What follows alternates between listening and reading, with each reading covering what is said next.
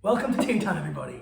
I'm your host, Jonty. This is your host, Gilad, and we're back after a long hiatus. Yes. It's been a while. Do you wanna let the audience know where we've been, Mr. Aviv? Well, during this, about a month and a half actually, we've been having exams, been cracking, been getting into that, revision time, and so we couldn't really have time to film Tea Time, but which we did. We actually missed it dearly. Well, me and Gilad's text, we're saying, can't wait for Tea Time. We can't wait for the next episode. So yeah, we're happy to say that we're back. Yeah. We've been very, very busy, but we're excited to be back, and especially now with the World Cup coming soon, we really want to up the levels with Tea Time. We've got a few cool ideas that we want to do, but we'll talk about that next episode. Next episode will be mainly about the upcoming World Cup. This episode, we want to talk about the mid-season recap for the Premier League for season 2022-2023. Well, here at Tea Time, we do seem to be taking a lot of breaks. We do seem to be taking a lot of breaks. We had a good break from the first one. Well, we've missed the last 6 game weeks. But plenty of it has happened in the last 6 game weeks. Yes, a lot has happened, and we're going to cover a lot of it today. But make sure that you give this podcast a like. Make sure that you head over to our Instagram, teatime__podcast. 2 underscores 1 podcast. 2 underscores 1 podcast. Boy, have I missed saying that. Regardless if you're on the Spotify, if this Spotify ever goes out, we'll make that decision later on, because we feel like the YouTube has a bit more of a presence than Spotify. So we might stick to YouTube as opposed to Spotify for now. But we are very, very excited. The World Cup's coming soon. But before that, we want to cover what's been going on so far. And Aviv is checking the weather right now. I'm sure you're asking, where's the tea, Why are we having I forgot about that. And it's like 28, 30 degrees today. It's high 20s. It says 27, bro. Okay, I can't read. It's 27, but it might have peaked earlier, Yeah, true. Yeah, I think when you got here, it was like 30. Yeah, that's why if you don't see a tea in our hands, instead we've both got cold waters. Yes. So yeah. Yeah, we've got cold waters because it's, as I like to think of water, it's the clear tea. The clear tea. Yeah. I'm feeling sticky right now. Yeah, I can't lie. Yeah. Like I love summer. I love summer more than winter, to be honest. Do you often get sticky or? Do I often get sticky?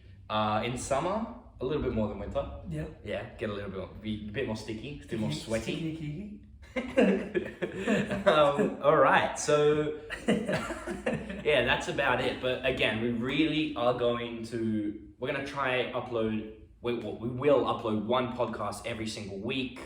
We're going to do some cool things for the World Cup, maybe do some match reviews, that kind of stuff. And we're very, very excited. And also we'll have a big announcement next episode. But what you should do is you should stick along for the ride. Also, additionally, we want to know if you guys are, liking the Spotify upload. So we'll upload a story, maybe today or in the next coming hours. If you actually listen to them, because we want to know if it's worth putting the effort to upload the Spotify. Yeah, because we want to level up, but obviously not waste our time if there's going to be. So let us know, actually, would you rather a TikTok presence or a Spotify presence? Yeah, I mean, it doesn't have to be neither. It doesn't have to be one or the other. It could be both. Yeah. We could start a TikTok, but yeah, we're very excited for what's to come in the future for Tea Time. Yeah. Our plan for today's podcast is we are going to do a top or flop for every single team for their season so far.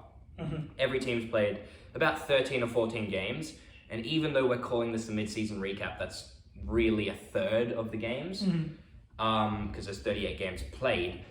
But since the timing of it, before the World Cup, getting towards the end of 2022, it's kind of mid-season. I feel like what's going to be very, very interesting, there's been a lot of talk about the injuries going into the World Cup. Yeah.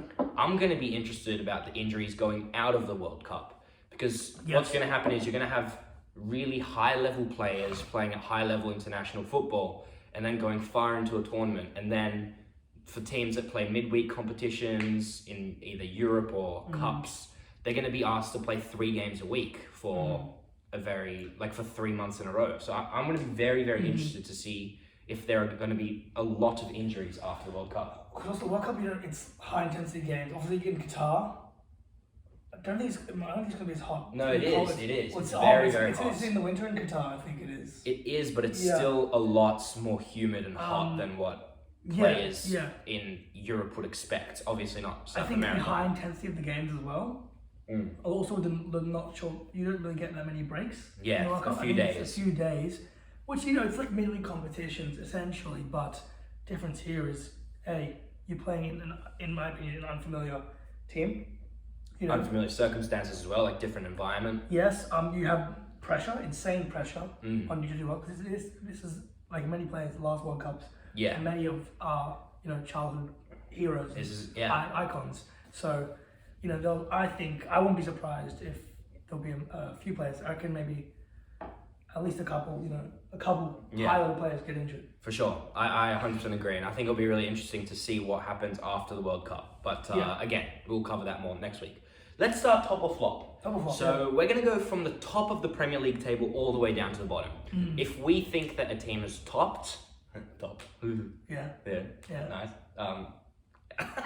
If we think that a team is topped, that means we think that they have maybe not exceeded expectations, but they've started very, very well to the Premier League. Yeah. And then flop, as you can assume, is they've flopped. They have not had a good first 13 or 14 match weeks. And looking at first on the table, it's my Gunners. As you can see, I'm rocking the last year's third kit, so very, very nice. With actually club captain, that's mad, Martin Odegaard on the back. Arsenal, after 13 match weeks, are top of the Premier League, and I think it has to be a top. Yeah, I agree. Arsenal have been doing really, really well. I honestly couldn't think of how to flop you guys. Like I couldn't think of anything you guys have done badly. And so I would say top, the very top, like the creme de la creme of the Premier League this season. Yeah, for sure. There's no doubt that Arsenal are definitely a top. We predicted them, I believe you predicted them fourth, I did fifth. And obviously there's still a long way to go in the Premier League, but they are definitely looking like title contenders right now. I'm not liking my prediction. You predicted Brighton like bottom three, didn't you? No, towards the bottom. That's not looking very good for Yeah, the Brighton prediction for me isn't looking very good. But Arsenal, we're playing very, very well. One way I would fault us maybe is we had a couple games against Leeds where we beat them just 1-0, and Southampton we drew 1-1, where we were looking a little bit slow, maybe a little bit burning out. Even though we are on good form, I think the World Cup is actually coming at a good time, and it's kind of like giving us a break. You don't have that many players going to the World Cup, do you? Nah, everyone's going to the World Cup. Who do you have going to the World Cup? Tomiyasu don't start. Is Odegaard's not going? No, but we have Gabriel Jesus, Gabriel Martinelli, Saka, Thomas Partey's going to go to the World Cup. Ben White might. Ben White, maybe. I hope so. Ramsdale is. Ramsdale will, but Gabriel Magalhaes did not make the Brazil squad. Really? Yeah, he didn't make it. That's crazy. Really? Yeah, I mean it's a shame. It is a shame, but because who Brazil's they play centre backs are high Thiago quality. Silva. Thiago Silva, Marquinhos, Bremer from Juventus. In my opinion, Gabriel makes it over Bremer. And there's one more. Who's the other Brazilian centre back? I don't remember. There's one more, and yeah, it's close. But I would say Arsenal, great start to the season. There's not we can speak a lot about them, but there's not much to say other than they're just playing really expansive, creative, attractive football, and yeah, they're managing to hang on. Hopefully, if Arsenal get the win against Wolves, then they will stay top of the Premier League table going into the World Cup. Let's talk about Man City, number 2. It's a top. It's a top, but it's a reduced top for Arsenal because we saw this coming, didn't we? Yeah, of course. Wait, what do you mean we saw it coming? We saw Man City doing well. We saw this coming. Yeah, but it's still a top. Just because we expected them. It's a flop in because they shouldn't be losing to Arsenal. They shouldn't be they shouldn't be. Yes, but they lost to Liverpool. They drew against Newcastle. Do you think City have had easier fixtures than you guys? I mean, we're nearly halfway through the season, so everyone's nearly played everyone. They've played Newcastle, who we haven't played. That'll be a tough game for you guys. Yeah, that would be a tough game. But I think City's a top. I mean, everyone's still, even though Arsenal are on top of the table right now, everyone still thinks they're going to win the league. They are They've got the best striker that the league has seen in a very long time in Erling Haaland. Yep. They're managing to play very well, avoiding. They've had injuries, but they've still been able to avoid losses and defeats. It has to be a top for me with Manchester City. Newcastle United, Top. third I place. think a higher top, or not higher, but on par with Arsenal. No, it's not on par with Arsenal. They're what? 5 points away from City? Yeah, but Arsenal are top of the league. Yeah, but like compare Newcastle last season to Arsenal last season. Newcastle, towards the end of the season, Newcastle are looking really good. I Okay, agree but that Newcastle have improved a lot, but you third, can't be better In than. a year's time, 23rd. That's crazy. They went 20th exactly a year ago. That was a bit longer, yeah. But like They were 20th of the half of the Premier League. They were 20th. Yeah, but you can't Like, be it's better. good. You can't be better than the team that's doing the best. Oh no, I'm not saying you're better. I'm saying the top. I'm talking about top, like top to flop. Like the top, like the height for them is a higher height than for you. Maybe. Especially Eddie Howe, and not an unproven, proven, but like not at this high level. Of Yeah, football. yeah, you're right. Like he's not a top 6 manager. Well, he is Maybe now. he is He is now. now. Yeah. But he's been a classic, mid-table, bottom, He was at Bournemouth for a long third. time. Did well at Bournemouth. Yeah. He's a really good manager. Also one of the youngest managers in the Premier League. Yes, but you know who the youngest is? Arteta. Yeah. Wait, is he younger than Eddie Howe? Yep. Really? Yep. Doesn't look like it. Arteta's the youngest in the league. But I would agree Newcastle's a top. And can we just really quickly, can we have a big round of applause for Miguel Almiron, please? Miguel Almiron, some Paraguayan Donny who somehow has scored 7 goals in 7 Premier League games and is looking like the best player in the Premier League. I wouldn't say it's better. I'd say Haaland's still better than Yeah, obviously. But Miguel Almiron is looking incredible. I'm really impressed with Newcastle with their. And they've managed to play without ASM. Yeah, Well, I think. really well. I actually think, right?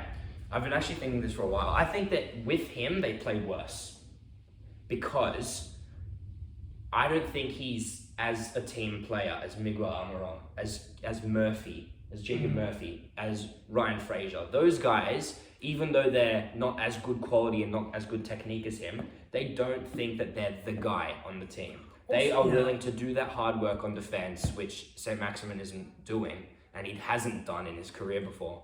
So I genuinely think, even though he is an incredible player, in terms of this, Newcastle right now is a team, it's not a team full of stars, it's a star team. Even though there are a few players, Bruno Guimaraes. I think I don't know that many big names in Newcastle. There isn't, that's what I'm saying. It's all like relatively mid-tier, players. Like your best players are Bruno Guimaraes, Bruno Guimaraes is a very, very good player. But before he played for Newcastle, there weren't many. Was he at Lyon? He was at Lyon, and Arsenal were trying to pick him up.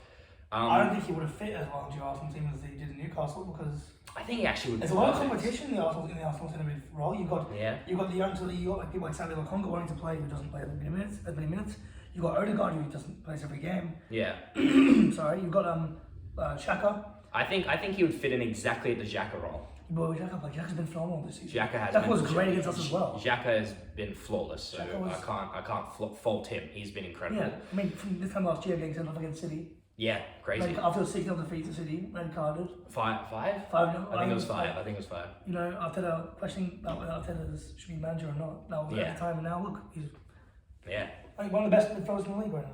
100%. But so Newcastle. Talking about Newcastle here. Yeah, I think that's what's important. Like, you got guaranteed top. You got players like Dan Burn and Sven Botman, who wouldn't start any top 6 team. Sven Botman is a good player.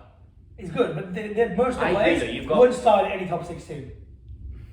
Yeah, I yes and no, but I get what you're saying. They're not stars. They're not players that teams are going to buy for 100 million. Yeah, Nick Pope has been everyone thought at the spring when they got the ball, everyone was like, okay, they're gonna buy these players.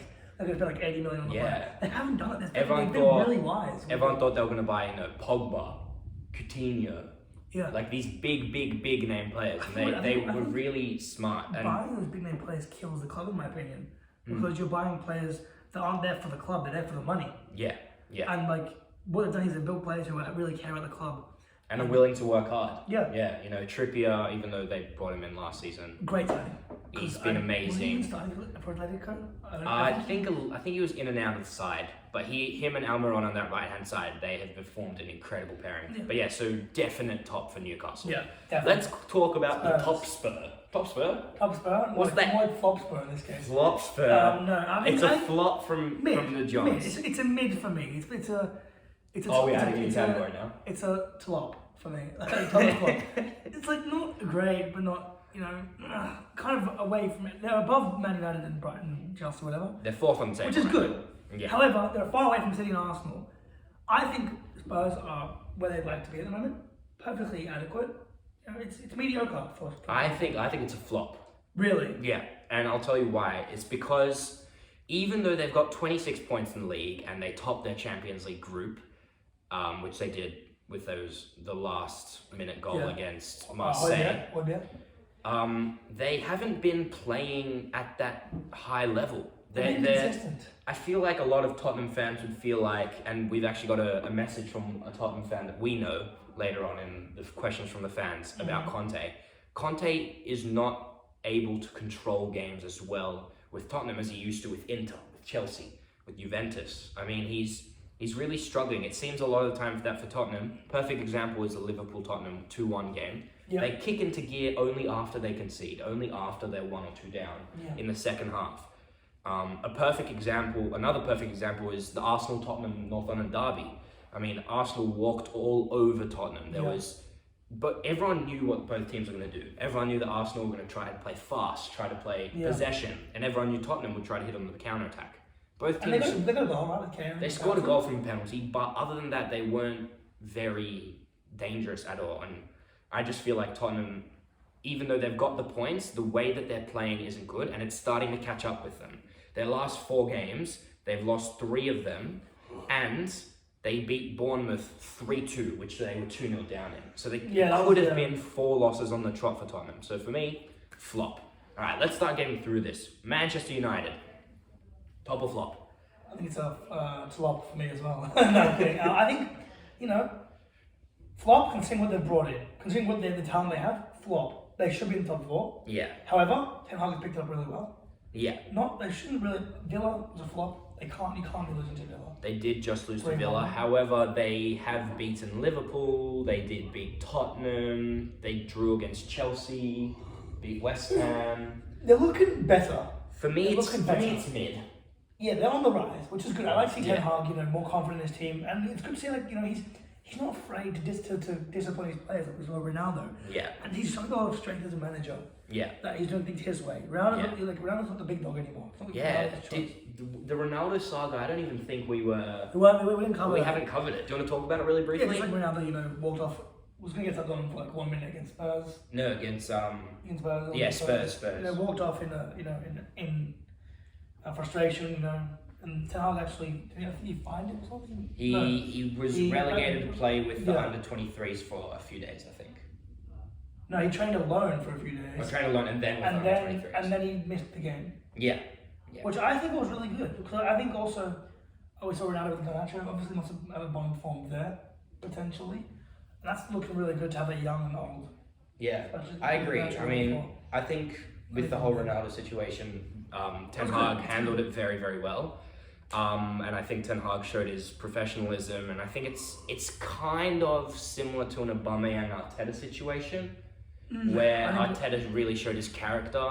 Even though Ronaldo is still at the club, we don't know, maybe after the World Cup he won't be there anymore. I think he'll still be there. Who knows? But I think for me, United is mid. They're starting to play better football, but I do remember I said, not to give myself a pat on the back or anything, but I did say in those games where they have to break down a team, this was back, maybe it was, I don't remember exactly what game it was, maybe it was after the Arsenal-United game, where United played well. I said that in those games where they have to break down a team and figure it out, they're going to struggle. Like with Chelsea and with... For example... Well, they beat Liverpool really well. They beat Liverpool, but in a game against, Aston Villa, where even though Unai Emery had that new manager bounce, I feel like they're struggling still to break down a team. And you can see that with the fact that their goal difference is -1. They've got the same goal difference as Fulham, right? Their goal difference, if the table was placed off goal difference. How's similar goal difference as well? Yeah, if the table was placed off goal difference, they'd be in ninth. And I think that just shows that they're really struggling. Defensively, they've been okay, but they're struggling to create and really find a way to break down teams and score more goals. I agree with you, I agree, definitely. I do think, however, the team is on the way up. Yeah, I agree. And I think Ronaldo will stay there this season. I think it's his dream to get them back to the Champions League. I think he'll see them win another Champions League win. I don't think he'll do it, but I think he's trying to. I don't know. I think he might leave after. So that's you think Ronaldo will leave? Will stay after. If they make top 4 this season, he's staying. I think he leaves after the World Cup. I think. Well, if he wins the World Cup, then he'll leave. I reckon he retires. After just straight. I reckon retire for the World Cup. What's the point of playing? Your legacy's done. That's true. If he wins the World Cup, then a constant argument people will say in the GOAT argument is Ronaldo won a World Cup, Messi didn't. Yeah, anyone knew. That's a huge argument because World Cup is the hardest one to win the game. So technically, if you win a World Cup and you're pretty close to Messi on stats, you're not Messi's clear on stats. Yeah, but it bumps him up and it makes him look like the GOAT because you're like, oh wait, this guy won World Cup. Yeah. This guy lost in the World Cup. Yeah. What happened? Especially if he beats Argentina on the final. Yeah, that would be crazy. That's what I think. I do think it's still an argument. Yeah. But I think it's a huge push in the Ronaldo GOAT era, and I think actually, whilst the stats don't show it, in the trophy cabinet, that's what matters at the end of the day. That's true. That's what matters. That's We don't, at the end of the day, look at Dani Alves, right? Yeah. No one's going to compare Dani Alves and what's his name? Another great rapper, and Cafe, for example. Yeah. We say Dani Alves is better. You know what? I think that might be a little bit of recency, people not being watching. But look how many trophies Dani Alves won, 40-something trophies. And look at players maybe not Cafe, that's a bad example. But let's think of players like famous right backs, right? Well, a lot of the best right backs I can think of have been successful. Gary Neville or Philip Lahm. Sure, yeah. Philip Lahm, you've got we'll say other fullbacks. Oh, that proves your point even more. Because these players that we put so high. Dani Alves has won so many. You could argue that he's playing with that Basel team, kind of. Yeah, I get what you mean though. In that, if Ronaldo wins that World Cup, it really elevates him in that GOAT status. Do you think Dani Alves is an icon of a player? Yeah, no doubt. No doubt. No doubt. Alright, great. I'm glad Dani Alves, we're back in the day, he was amazing. We have a big variety here on the Tea Time podcast. Yeah. All right, let's talk about Brighton and Hove Albion. Recently, 2 wins on the trot. A little bit poor before, but that'll be for them. Gross and Trossard. Well, we absolutely smashing. We do have to remember that they do have a new manager, and they did have that 3-3 game, was it, against Liverpool, with their new manager in his first game. Yeah, just failed to get a win. It's De Zerbi, right? That's his name. Yes. Brighton. It's De Zerbi, I think. Yeah. Roberto De Zerbi. Has done well last year. He's doing okay. And yeah, look, since their results, they drew to Liverpool, which is huge. 3-3. I think that was maybe a Trossard hat trick, I believe. Yeah, Trossard hat trick on that game. On my bench in fantasy in that game. And yeah, I think 6th place in the league for Brighton and Hove Albion. That is top, very big top. Very big top. Very very big top. Relegation contenders according to you. Huh? Who? I think they're relegation. Nah, never. Predictions. But yeah, they're a team who, on their day when they start scoring goals, they're scoring for fun. They're playing really expansive football, very flexible, very fluid. We're seeing great players like Solly March. We're seeing Cross. We're seeing. Yeah. I'm one of those teams that hasn't got the star. Yeah. Star players. They're a star team. Star team, not a team of stars. And that's what I actually. I think Mopai was such a good. I think Mopai was a top team with him. Yeah. Danny Welbeck is looking very, very good. They asked Brighton just beat Arsenal in the Carabao Cup this morning. A little bit, kind of. They're okay. They've only conceded 17 goals, which is it's all right, and they've got a +5 goal difference. I think it's a very big top. I think they're also. What's the goal? Huh? I would say, other than Arsenal and Newcastle, they're probably the 3rd highest in that top level. I agree with myself when I talk about. I would say they're higher than City because no one thought Brighton would be 6th after halfway through, especially considering last episode we talked about Graham Potter going to Brighton. We thought it fucked them over. We thought they would be done, but De Zerbi has come in and he's using the style similar to Graham Potter, where he's trying to let his wing backs bomb on. He's letting Solly March get up that pitch. Yeah, like, you know, that formation fluidity. Yeah, and they're looking very, very interesting. And now, interestingly, just after Brighton and Hove Albion is Graham Potter's new club, Chelsea. Now, Viv, I'm not going to say anything about Chelsea. I want you to give the whole rundown. It's a huge flop. We had Tuchel shenanigans beginning of the season. Yeah. Early dismissal. Well, that was should have been given more time. Our last episode was when he got sacked, and we were talking about if we believe that was good or not. 5 points in the last 15 games. I think Potter's first one was against Villa, right? Was that his first game? Or was it before? His first game, I can't remember. I think it was Villa. I think we started for the win. Or it might have been. It would have been probably. No, it wasn't Villa. It would have been Crystal Palace. Yeah, it would have been this game again. Yeah, 2-1 Crystal Palace. Started off well. Started off with, 3 wins. And then what happened? They lost to Brighton. That's what happened. We got really complacent. Lost to Brighton and lost to Arsenal last 2 games. Brighton killed us. We looked like idiots. And I think our problem is, and as you can see back on the table, we're not scoring goals. Our goal difference is +1, similar to that of teams like Fulham, Man United, only 2 goals ahead of them, Crystal Palace. You've scored 17 goals, which would be the 10th most goals in the league. Yeah, I believe 11th most. Leeds have scored more goals than we have. Yeah. Leicester have as well. Yeah. And they're been doing shit. Brighton have scored the same. No, Brighton scored more. Brighton have conceded the amount of goals that we scored, and we also defensively we're okay. Bit shit kind of. We had a few hiccups defensively with Cucurella, bad signing. Aubameyang not looking like a great signing. And that's the problem. That was kind of the star players. We brought in a bunch of star players, right? It's not looking like a star team. Floppies have spent £300 million on players who can't kick a ball, can't defend. Why are we playing Cucurella centre back? He's a left wing, plays best in the left wing back. Graham Potter wants that formational fluidity at Brighton. It's not working for us. Frustrating is that against Arsenal, Thiago Silva played really well, except for that the hiccup in the goal. Aspie, a player who doesn't start for us in most games, phenomenal. Had a big chance in the second half when he ran down the wing and then crossed it in, and then Sterling just fucked the header as he usually does.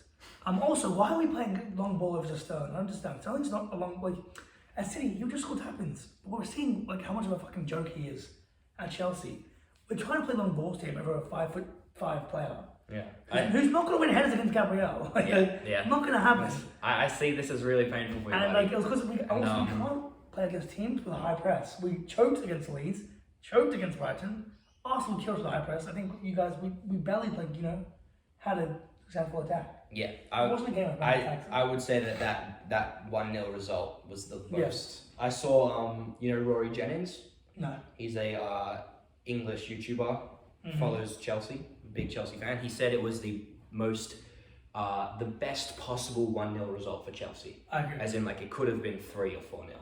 Yeah, I agree. But yeah, so as I said, I wouldn't say anything, and that came from a Viv's heart. The biggest problem with us is in the midfield as well. We haven't got midfield depth. Kovacic has been our best midfielder all season. Yeah. But when you have players like Jorginho, who's not doing much. It's pain, but it really is pain. Let's just say the World Cup couldn't come any time sooner for Chelsea. Yes, and I think Graham Potter has really had has been kicked to the curb really with these results, and he would be expected to up his performance because everyone was like, oh, top shot, Graham Potter's coming, Chelsea going to do really well. Now we're seeing what Tuchel has to deal with. Now I'm starting to see that once that manager bounce died down a little bit after he got those 3 league wins straight away. Yeah. What's up with Chelsea? All right, let's talk about Liverpool in 8th place. Flop as well. Flop, yes. Not as big a flop as it was a couple of weeks ago. Yeah, but they're looking better. 3 wins in 5 games. Yes, however, we do have to acknowledge the 2 back-to-back losses, 1-0 against Nottingham Forest and 2-1 against Leeds, where Cristiano Somerville scored that Brilliant 90th minute Trevella goal. shot. It was a bit of a Trevella I feel like shot. it was more of a tap. It was kind of just poking it in, but I can't It disrespect was beautiful. because Leeds beat Liverpool, and it was a great result. Great game. Leeds. Liverpool are struggling. I actually, interestingly enough, I was looking at last episode and I saw that you said that Darwin would only score 6 goals, and I checked today to see how many goals he'd got in the league, and he's got 3, which means that he's actually on track to get exactly 6, which is what you said. If it's the halfway point of the season. If it's the half, like if let's say we're saying this is halfway. So I said he wouldn't get above double figures. I said that. you said he would get 6 goals and 3 assists in the league, which right now you're looking on track to. Liverpool have started to be a bit more creative. They've abandoned that 4-3-3 that they've loved. They've played a little bit of a 4-2-4, a bit of a 4-2-3-1. Recently, they've actually been playing a 4-1-2-1-2. Their midfield is a little bit. They're trying to figure out what to do with the midfield because Henderson isn't looking as good as he used to be. Thiago's, good, but Thiago's been best. Thiago's great, but the issue is now that Henderson isn't looking good, and Henderson isn't playing as well. Trent, who also that whole stuff with Trent, we haven't discussed that, but because Henderson isn't playing as well, Trent is looking a lot more defensively. And more of a defensive liability because Henderson will do that defensive work for him. Yeah. But I believe that since it is Liverpool, I think the World Cup is coming at a good time. Klopp can figure out if he wants to stick to this 4-1-2-1-2, how he wants to play, and start getting players more involved. Because right now it's kind of looking like Alisson, Thiago, and Salah, and that's kind of it. Salah's also been a little bit slow. He has been slow. But really seeing the depart of Mane. Yeah, and for sure. We didn't realize how, and also injuries like Diaz is out. Yeah. Jota's been out for a Jota's long been time. out. They've been riddled with a lot of injuries. Firmino, it was honestly, again, we called it. Firmino has like the most goal contributions in the league for a Brazilian player. Didn't get caught up when 5 of them came from the game against Bournemouth. Yeah. So Firmino, again, also inconsistent. Yeah, they're looking a little bit. Oh, we didn't even say if they're top or flop. Yeah, I said flop. Oh, okay. Yeah, so I think they are a flop, but I think that it is Liverpool, and Klopp is a very smart manager. And if he wants to put in that effort, if he has the energy to work that extra bit harder for Liverpool, well, not that he doesn't work hard, but if he has the energy to stay in it when they're down and have another down season and go again next year, I think that they'll be fine. Yeah, I agree. All right, Fulham. Top. Honestly, top Fulham. My non-relegation favourites. Yeah. You said that. To be fair, we both said they would come 19th.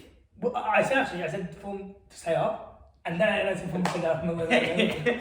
I mean, they're 9th right now. 5 wins, 4 draws, 5 losses. They're looking safe from relegation. They're looking safe. It is the Premier League, though, and anything can happen. Mitrovic is just 8 points from 15. Incredible. Don't mind if I do. Mitrovic has just been. I want to actually check out Mitrovic's stats right now for the club. How do I do this? Show our stats. Where? I'm blind. Premier League stats. Where, bro? Here. Premier League. Yeah. Click on that Premier League. Go to. Oh, whatever. I'll just do. Top goal scorers. Mitrovic has been looking like a man on a mission. 9 goals, I believe, in 12 games, which has put him 3rd in the Golden Boot race behind Erling Haaland and Harry Kane. He's looking very, very, very good, Mitrovic. And they're just playing a style of football where they're catering towards his needs. They know that they need to play those crosses into him early, and their summer signings have looked decent. Willian has looked all right. We hope that Manor Solomon will be able to get more minutes soon when he's recovered from his injury. Harry Wilson is soon to come as well. So that's 2 major players that are still coming in. Pauline has been looking like one of the best CDMs in the Premier League. Fulham, very big top. I don't think there's much more we can say. Yeah? Yeah, I agree. Interesting to see here that, we've got a bunch of competition for 11. So you've got Harry Kane with 11 goals. Haaland obviously 18, clear. But you've got Mitrovic on 9, Tony on 8, and Allen on 8. And Allen's 8 have come last 7 games. 7 has come the last 7 games. Yeah, like the big boosts, yeah. So. Well, that's Fulham. Now we are nearly finished the top half. We are at Crystal Palace. I think I believe them for a little bit lower this season. 3 wins the last 5, so they've got 10 points the last 15 out of 15. Yeah.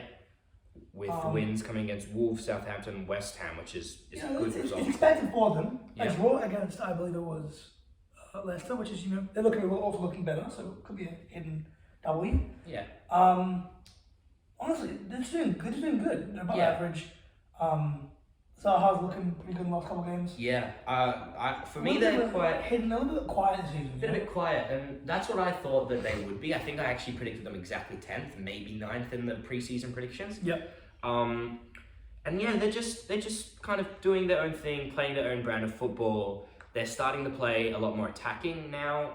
I don't know if you've been keeping up a little bit with Crystal Palace. There's been no buzz about Crystal Palace. Yeah, no buzz, but I think that's good for them because they're one of those mid-table sides that just wants to develop their young players. They're starting to play very interestingly. They're playing an Edouard through the middle, Zaha on the left, Elise on the right, Eze, and Eze, right? So that's 4 attacking players. I think it's been very good this season. And yeah, Vieira's done a really good job at fitting all those 4 guys in the team, and they've been doing no alright. pressure on Palace. Palace are consistently, as long as they're above 15th, and they're always in something, an alright season. I'd say top.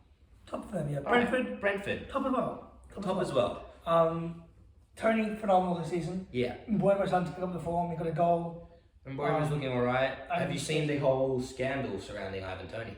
No, it's a scandal. There is rumours about him getting involved in betting, I believe it is, or gambling in football. He was previously suspended for their last game where they where they drew 2-2 to Nottingham Forest, and Wissa got a goal and Mbeumo got a goal. Mm-hmm. And Ivan Toney was suspended for 5 yellow cards. He has been there's been allegations of him betting, but I don't think anything is coming out of that. But I think they can't put a bet in the Premier League, right? They can't place bets. No, so they They can't can't. make bets in their own matches. So it's like Ivan Toney couldn't place a bet that Mbeumo would score because then, let's say Brentford had a penalty, he'd give it to Mbeumo instead of him. Well, yeah, but what about other games? You can bet on other games, Chelsea. Yeah, you can bet on other games. But Brentford has been good. There's not much to say, I would say. They've got a lot of draws, 7 draws so far. Look, they've been getting good results, I think. Yeah, there was a little bit up and down. There's a little bit of rumours of Thomas Frank getting the Aston Villa job, and he's staying at Brentford. I think he should stay at Brentford. I agree. It'll be interesting to see how Brentford continue and evolve, and I think that they're really starting to make a name for themselves. They're a dark horse, honestly. For what? Just because people don't see them coming. I think you predict them to be lower table. I did, yeah. Or in relegation, I think. I think 16 you predicted. No, I put Southampton, Fulham, and Bournemouth in the relegation zone. Not looking great for you in that half. Yeah. But yeah, Brentford, they're looking very mid, but I would. I would take the top for them. I'd take the top. Improvement last season. They still are only 4 points ahead of the relegation zone. Yeah, what's really interesting there's a long way to go. The relegation for this season. Yeah. It's only really 4 points between last and 14th. Yeah. Well, yeah, exactly. And 6 points. We think Brentford. Well, this is their 11th, but they could still definitely go down. Only 6 points separate the bottom 2 after 14 games. Yeah. The bottom half, sorry. Yeah. So it shows how close one win a team can have. Just changes the ladder instantly. Yeah. So any team here, I think, between Leicester to Nottingham, can get relegated. Anyone. I think anyone can get relegated. Let's talk about Leeds United. A lot happened last 2 weeks for them. Yeah, well, a lot of heat was looking at Jesse Marsch. I mean, I feel like if maybe they didn't win that Liverpool game and maybe they didn't win that Bournemouth game, he'd be in trouble. He'd be in trouble. He'd be on 9 points. He'd be last. They would be looking, not just in terms of their position in the ladder, he'd be looking at maybe getting the sack. Well, Jesse Marsch is fully centred. I'm a big fan of Jesse Marsch. You're a big fan of Jesse Marsch? I love the American representation in the Premier League. Because Americans are seen as kind of, they look down upon. Look down upon. You don't know ball. Yeah. You don't know anything. You're all fucking obese. I'm just kidding, man. No, so I think Jesse Marsch, I'm a big fan of him now. He's great presence out of the Premier League. Really, charismatic. Yeah. And he doesn't give a fuck about anyone else. He is. I think he's one of those Premier League managers that. He's very hardworking. Like you can tell that he's a very hardworking guy. He loves a club. He loves Leeds. He will put his absolute everything into Leeds. And I just think that regardless of how they go this season, regardless of if they go down even, I'd say, I hope that they keep hold to Jesse Marsch, because I think that he's a very tactically astute manager.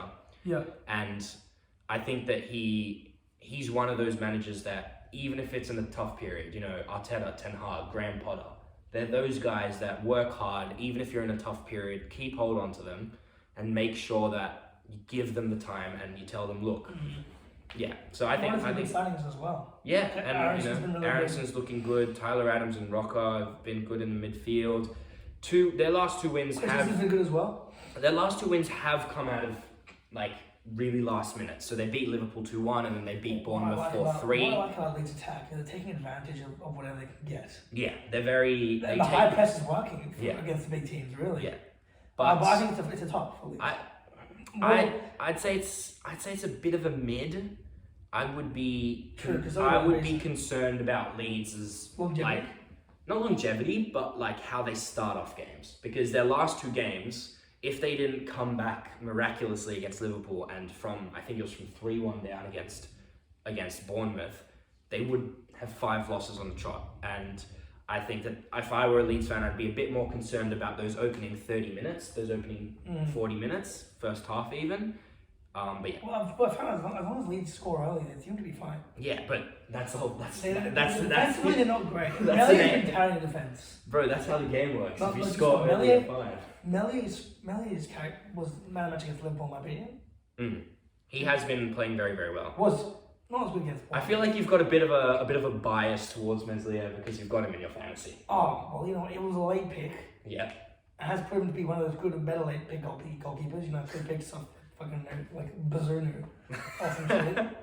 Fair enough. All right. I mean, okay, let's go on to Villa. I would say mid flop.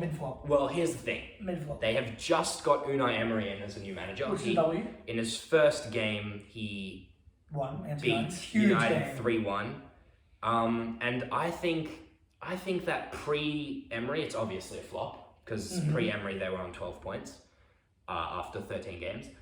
But post-Emery, obviously this is a prediction now, I think that they're going to be very good. I think they're going to play a lot better. A lot of the shackles that came with the Gerrard system of play, Gerrard really played very, very narrow.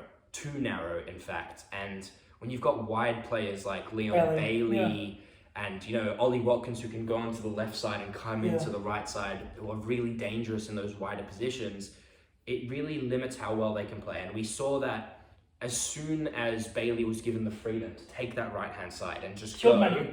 He played incredibly against Manchester United. There's a lot of potential. He's kind of been seeing a bit of a flop in like the last recent years, because he's been at Villa, hasn't done much. Especially last season, didn't really do much. Oh, he was brought in last season, I think. Yeah, you know, and this season done well. Yeah, he's improving, I think, and I think Aston Villa will be great against. I think they'll be great under Unai Emery, to be honest. Because also really in short, I was watching a video where he was talking about Unai Emery and how he would fit in at Villa, and his model of Villa and Villarreal, which he used to manage before, was very, very similar. Well. Yeah, they just sound the same. It was really good because you had that one striker who could play a bit more on the right, not on the right, out wide, who in this case is Ollie Watkins. You've got that out and out striker in Ings. You've got that direct winger in Bailey, and then you've got fullbacks who can bomb on if you want in Cash and Digne. All right, let's talk about Leicester. He's free kick against. It was a nice free kick. Yeah, should have done better against us, you know. I think it was the wall in that one, but like. Not the free kick, but also the Bailey's goal. Well, you can see it was better.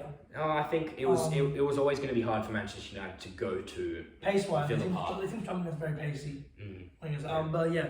Let's go to Leicester City. Flop for me. Oh, well, recently, you know what? They've picked it up. 3 wins in the last 4. They've picked it up. I mean, at the start, absolutely last. They were last. I think they had the most goals conceded after 7 games in Premier League history. They didn't win. They were looking really bad at the start, but they've started to let James Maddison, that sweet Maddison, do his thing. Are you impressed that Brendan Rodgers is still there? I would like to, not yet. I don't want to issue an apology yet. You did say Brendan Rodgers should, like, it's disastrous. You I were did adamant that he had to leave. Yes, and it's not over yet. He could still go. But He's not going. I feel like now he's starting to pick a consistent lineup and not switch every single week. He's starting to let his players settle in, and he's giving Madison more license to play. I think what actually also helps a lot is that Harvey Barnes is back in the team because he was injured at the start of the season. Yeah. But yeah, Leicester, I would say a flop. But it's not Everton. Flop for now, but it could get better. Oh, wait, no, I'm thinking of Ashley Gordon. Shit, I need to confuse Harvey Barnes and Ashley Gordon. All right, West Ham United, 15th flop. We did not. Skamaka scored 2 goals this season. Has he scored 2? I think he has. I think it's less. He's only scored 1. Oh wait. Who had? 2 goals. 2 goals. 2 goals. Yeah. 2 goals. I know my stats, bro. I know my stats. You know your stats. Jonty's the guy. I'm the statistician. Yes. Yeah, Skamaka, 30, I think 40 million pound signing. Something like that. L hasn't picked up the form. He's just, he's not playing really quality in my opinion. Maybe. It is early and he does need time to adjust. But I think West Ham, for the quality of the team they've got, I know they've had a lot of injuries with Aguerd, who they signed, who was injured, and Zuma was injured for a bit. But I do think that they are definitely flopping right now. Only scored 12 goals. Does help that Skamaka's not going to Italy. It's going to work out for Italy. Nice little dig at Italy. But yeah, West Ham, not much to say, I would honestly say. Defensively looking very weak. Yeah, not scoring enough goals. I think defensively they're looking okay. 15 goals, that's one of the least in the league. That's like the 4th least in the league. Is it? Yeah, or 5th or 6th least in the league. But I would say the issue is in the attack. Because 12 goals is... My bad, yeah.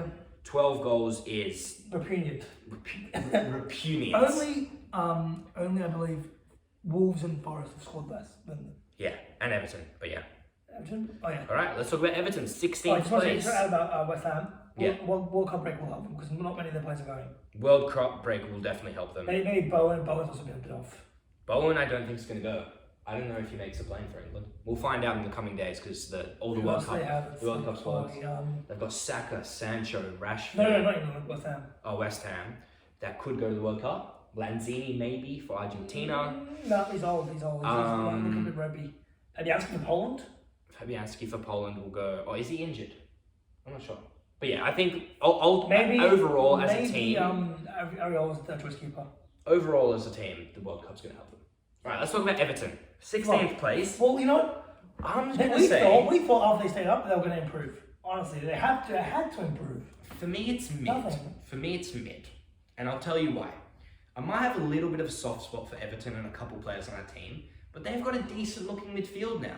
It's not incredible, but they're starting to look better. Iwobi is starting to look like a good Premier League player. Back when he used to play at Arsenal. Back when he used to play for those mighty Gunners, I actually thought he was like the worst Premier League player I've ever seen. Like I genuinely thought that. And that was when he used to play out on the wing, but now he's playing a little bit more centrally as a central midfielder. The midfield of him, Onana and Idrissa Gana Gueye is looking a little bit better. They are struggling to score with the 3rd least amount of goals in the league. I'd say it's mid for Everton because I think we expected them to be quite bad, didn't we? I mean, last year was absolutely a huge flop for them. Yeah, and now we know that they are not good. And DCL keeps getting injured, I think DCL needs to go. It's time to go. It's time to go. It's like they were lying to come back and save them every time. Yeah. But now they don't have Richarlison. Yeah. He's gone. He saved them last year. Yeah. Who do they have in attack? They're struggling. They're struggling to score. They bought Mapai, a Brighton reject. Yeah. They brought in Connor Cody, a Wolves, and look at Wolves now. Like, honestly, Connor Cody was a terrible signing, in my opinion. No, what are you talking about? Connor Cody, he's been amazing. Defensively, Everton have been great. They've conceded 14 goals. That's amazing. Everton have conceded like the 3rd least goals. Everton have conceded the 3rd least goals in the league. Their defense has been incredible.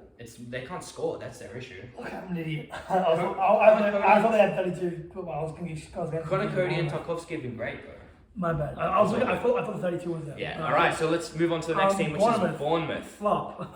The top is it's mid. It's mid. Yeah. We thought they would be 32 goals. They conceded the only team above 30 goals. But we thought that they would be shocking. We thought that they would be so bad. Well, honestly, I think No, I'm going to play devil's advocate here. no, they're the only team to not have a W in the They do. last 5. They're the only team to have a W in the last 5. They do have their last 5 has been horror. They've got 1 point. But And that in one- fairness, those, That 1 point against Fulham. in fairness, they were 2-0 up against Tottenham, and they should have won that game. And they were 3-1 up against Leeds, so they should have won their last 2. Who they can score? They've got 15 goals, which is, you know, It's all right okay. for a bottom team. Kiefer Moore. 2 goals in the last. Kiefer Moore, mate. Kiefer Moore. Crazy. What a name, Kiefer. Kiefer. He's key for Bournemouth. Oh, that was so bad. That was so bad. It's like Anyways, you picked up last game. It's like you looked good against. yeah. Well, Bournemouth, I think they're struggling a little bit I in think terms Slanky's of defensively. They're struggling with the most goals conceded in the league. Well, Slanky's dip in form was unprecedented, I think.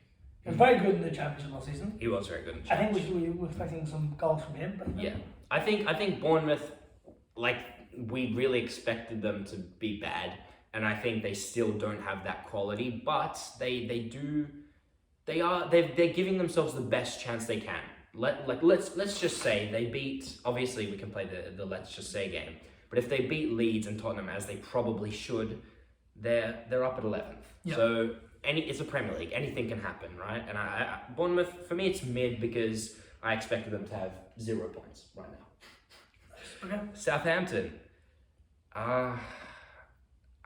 They're exactly where I predicted them, and I think you predicted them as well in 18. Obviously a flop, but like Flop, but brought in a bunch of new signings. but what did we expect? Yeah. Ralph Hasenhuttl is gone as the manager for Southampton. He's been there for a long time. He's like was it like the tall blonde dude? He was the guy that always wore the hat. You know the celebration. Yeah. You know the celebration where he's celebrating and he goes. Yeah. Yeah, that one. Yeah. I'll edit it in. But that's him. It was one before. It was really tall. They had a manager before. They had Pochettino before him, I think. Oh no, Southampton. they had huh? Southampton did have Pochettino, did they? Pochettino's ever managed Southampton. Yeah. No way. When was this? Before he managed Tottenham. Pochettino was a Southampton manager way back when. He managed Southampton ages ago. But yeah, I think I was reading that That's what a they lot were good. the That's issue what with they were good. Southampton is that they played 2 styles. They either played a 5 at the back, which they weren't very good at, or they played the 4-2-2. And if you're one of those teams towards the bottom and everyone knows how you're going to play, and You're done. You're done. Like, you know, what's good about Leeds is that, for example, Leeds is one of those teams towards the bottom where even though people know that they're going to press, they can't really figure out a way to counter it. And that's Losing Bradshaw last season when it was so instrumental for them was quite. yeah. They tried to bring in a lot of other young players. You know, Sekou Mara. He tried to. Rebo, what did they brought this season? Aribo's a bit older. I think he's like Yeah. 25. But yeah, Southampton flop. All right, last 2. Wolves, I think Wolverhampton. one of the biggest flops of the Floppity season. flop. The biggest for me. Floppity floppity flop. Who did they lose? Raul Jimenez is that he was injured. Yeah, they are struggling right now. But yeah, Wolves struggling to score goals, conceding a lot. They lost that defensive stability that they used to have with Connor Cody. Yep. Yeah, they're struggling really, really bad right now. We're gonna have to pick it up, sorry guys. But yeah, Wolves, big flop, defensively looking poor. They're probably missing Connor Cody, their club And they captain. got an injury in the fullback that they brought in. Yeah. All right, Nottingham Forest. Floppity floppity. Floppity floppity flop. I would say the second worst flop, other than We thought that would stay Wolves. up. The tricky trees. We thought that they would be The okay. tricky trees have tricked us. Ignore me, by the way, taking off my My socks. family in the camera sometimes as well. Have you? Oh, it's just Yeah, so it's it's just so disgusting. hot. I yeah, It's so it really hot, is. bro. But yeah, Nottingham Forest. Why are we talking about the Heat and the Salisbury? I got that's nice. We thought that they would be good. However, I think this was before they signed. I think it was like 25 players. Like Why are they such many players? they overkilled it. They signed a lot of players, which I thought initially was good. But now you've got Dennis and Awaniyi, Brennan Johnson, Awaniyi. Sam Surridge, Morgan Gibbs-White, Jesse Lingard, You know, that's six So quality much. players. So many players. That's 6 quality players for 3 positions. And they don't have European competition, and there's like not Barcelona. much. It's like Barcelona, but Yeah. without the B. They have a lot of midfield depth as well. They have a lot of depth, but You didn't get my goal. Barcelona D. Without the B. Barcelona. Oh no. I've made bad calls today. That is a bad one, yeah, that's a bad one. Yeah, too many cooks, too many cooks spoil the broth. And I think that... That's a new one. No, that's not a new one, you never heard that one before. No. Too many cooks spoil the broth. If you have too many cooks trying to cook something, Yeah. then it ruins the food, because you can't Fair have enough. 5 people cooking soup. Fair enough.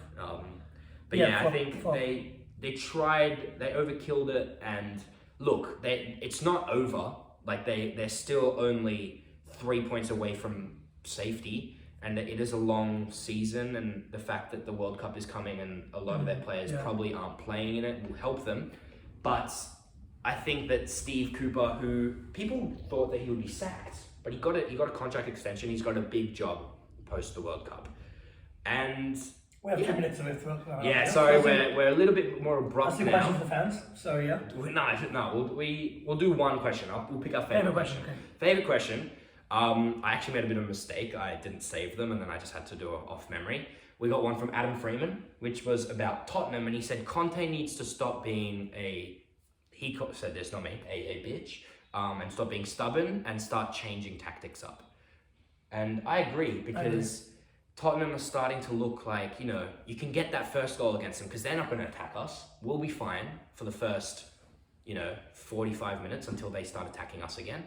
And he needs to start changing it up. Maybe stop relying on 3-5-2. Defensive teams, like teams that can score early and then just park the bus. Yeah, they're sticking a bit too much to the 3-5-2, and even though they are 4th and they're picking up the points, the performances aren't there. So, thank you guys very, very much for this episode. Make sure to answer our polls on social media about the future of this podcast. Yeah, if you want us to be on Spotify, on TikTok, we're trying to really engage with our audience here. Now we have so much free time. Yeah, we have so much free time, so we're really going to put a lot of time into the Get ready for Spotify. for the World Cup episode. The World Cup's episode is going to be great, so I'm very, very excited. Also, what I was thinking, what we should have done? We should have done a Premier League mid-season team of the season. We can do that. Team of the mid-season. Yeah, so you know what I think? Yeah, The start of next episode, before we start talking about the World Cup, we'll do that. So thank you guys very, very much for listening. We know this is a bit of a longer podcast. Yeah. But thank you guys. We appreciate you. Until next time, don't go change it. Don't go change it. All right, See you guys. Yeah. Bye.